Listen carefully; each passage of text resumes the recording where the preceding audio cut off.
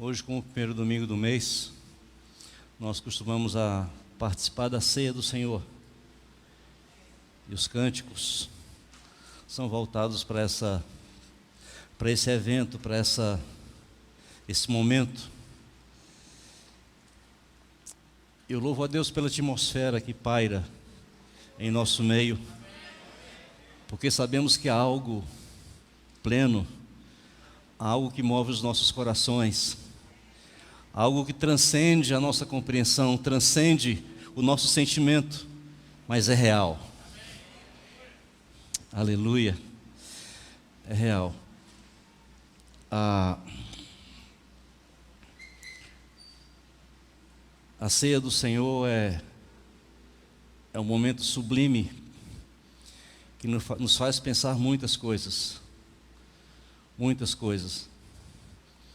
Eu estava refletindo hoje pela manhã, aqui na igreja, e algumas coisas nos chamam a atenção. Jesus, lá no cenáculo, e ele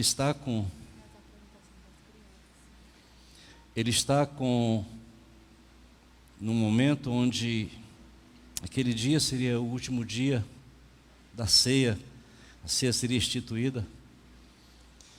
Jesus está com os discípulos, e ali junto com os discípulos, ele percebe que os discípulos eles estão meio inquietos, e a luta deles é para saber qual deles é o maior, qual deles vai tomar uma melhor posição. E Jesus ele surpreende fazendo o seguinte: ele pega um avental, pega um recipiente com água, talvez uma bacia, uma coisa, e vai àqueles discípulos e mostra quem ele é. Eu não vim aqui para ser servido, eu não vim aqui para ser grande, eu não vim aqui para ser o maioral, eu vim aqui para servir vocês. Esse é Jesus. Eu vim aqui para isso, para servir vocês. Ele lava os pés dos discípulos. Enquanto eles debatiam qual deles ia ficar do lado direito, do lado esquerdo, tal, o maior. E ele declara: não, fala o seguinte, quer ser grande, seja pequeno. Quer ser o primeiro, seja o último. Então, queridos, Jesus, ele veio e estragou muitas coisas na nossa cabeça. Naquilo que a gente faz rotineiramente, Jesus mudou muita coisa. Muita coisa. Tá? Então, aquela ideia de ser grande não faz parte do reino.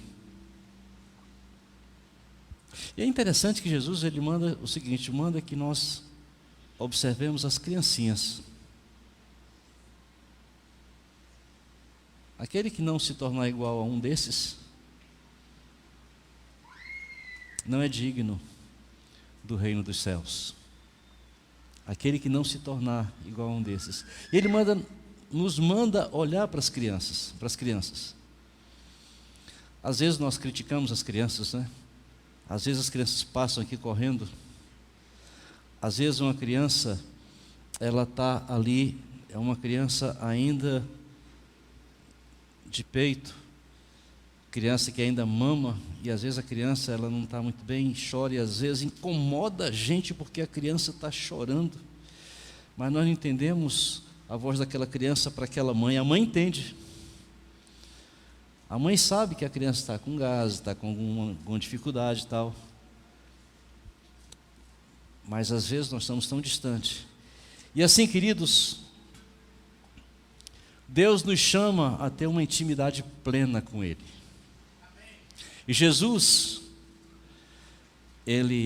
o apóstolo Paulo, ele fala que eu recebi o que também vos entreguei. Jesus, na noite que foi traído, o que ele fez? Ele tomou o pão e, tendo dado graças, partiu e disse: tomai, comei. Isso é um momento místico, porque ele diz: isto é o meu corpo, que é partido por vocês. Isso é o meu corpo, que é rasgado por vocês. E façam isso, sabe para quê? Para se lembrar de mim. Façam isso em memória de mim. Alô? Em memória de mim. Façam isso para se lembrar de mim. Semelhantemente, também depois de haver ceado, tomou o cálice, dizendo: estou sentindo falta do cálice aqui, do pão. Tomou o cálice dizendo: esse cálice é a nova aliança no meu sangue. É a nova aliança no meu sangue. Fazer isso todas as vezes. Todas as vezes. Todas as vezes que o beberdes, em memória de mim.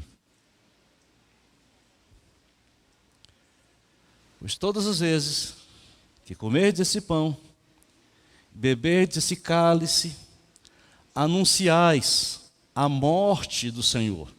Anunciais o quê? A morte do Senhor. Até quando?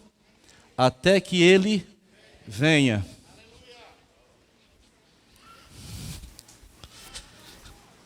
Anunciais a morte do Senhor até que Ele. Anunciais a morte do Senhor até que Ele venha. Então, querido, Paulo, ele traz esses princípios e nos faz olhar para trás. Olhar para a morte de Jesus. Olhar para um tempo em que Jesus ele se coloca em substituição à nossa vida. Ele se coloca como o meu substituto. Ele não vai para a cruz de qualquer jeito, não. Ele vai para a cruz porque essa cruz estava preparada para mim. Essa cruz era minha. Quem era para estar lá era eu, era você. A humanidade quem é culpada. Jesus não tinha culpa alguma. Portanto, ele se coloca como substituto. Por quê? Porque mesmo eu sendo merecedor da cruz, eu não era capaz de pagar a minha dívida era impagável, não tinha condições. Mas Jesus, limpo de mãos, puro de coração, nele não havia dolo algum, santo, perfeito, puro, pleno, não merecia aquele sofrimento, não merecia nada daquilo, mas por amor, somente por amor, ele se coloca naquela cruz em substituição. Ei, a conta é alta, quem é que pode pagar? Teve um cara muito bom aqui que passou, Moisés, manso, mas não dá para pagar. Quem? Davi? Não tem como pagar. Sabe, tantos os antigos, esses homens de Deus, santos homens de Deus, nenhum deles podia levar essa conta. Nenhum deles. Eles faz o seguinte: veja aí quanto é a dívida. O que é que preciso para pagar? Ter um bom crédito, ter um saldo muito grande. E só quem tinha crédito para pagar a dívida era Jesus. Ele foi o único que não se contaminou. Então ele podia ir para a cruz, depois da cruz descer para a sepultura e não ficar lá. Não ficar lá, por quê? Porque a morte não tinha legalidade sobre ele. É por isso que ele morre, ele vai para o túmulo, mas a morte não podia detê-lo. E assim, ele vem da morte e ressuscita. Esse é o nosso Jesus. Esse é aquele que nós podemos confiar. Aleluia. E na ceia, Jesus ele está ali, de forma tão sublime, sendo ele perfeito, ele compartilha do seu corpo e do seu sangue com aqueles homens que não eram perfeitos, mas ele dizia para cada um deles: tem parte comigo no meu corpo, tem parte comigo no meu sangue.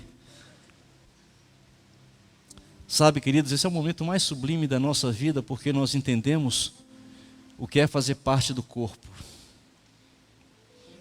Aleluia.